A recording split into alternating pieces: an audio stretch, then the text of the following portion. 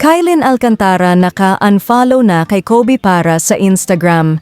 Matapos ang burahan ng mga picture sa Instagram, napansin naman ng ilang netizens na naka-unfollow na sa IG ang kapuso actress na si Kylin Alcantara sa basketball player na si Kobe Paras.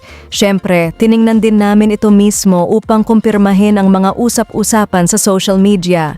Very true na naka-unfollow na si Kylin kay Kobe, habang ang huli ay naka-follow pa rin sa una.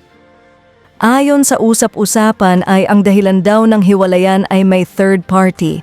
Taliwas ito sa naging pahayag ng ama ni Kobe na si Benji Paras na very much together pa rin daw ang anak niyang si Kobe at ang kapuso actress. Magulo pa rin as of now kung ano ang current relationship status nila dahil until now ay wala pa ring paglilinaw mula mismo sa dalawa.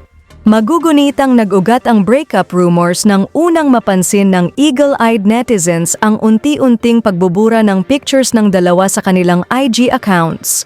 Burado na rin ang mga sweet photos nila pero ang mga itinira nila ay yung videos nila together na may branding at endorsements.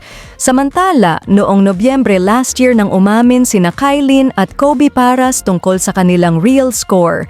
Ito ay matapos tanungin ng basketballista sa isang interview sino ang kanyang biggest crush.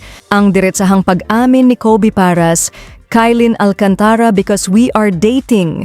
Samantala, meron naman isang picture na kumakalat online na di umano may kasama si Kobe Paras na ibang babae, nakahawak si Kobe sa bewang ng babae. Di naman tukoy kung sino ang babae at anong kaugnayan nila ng basketballista.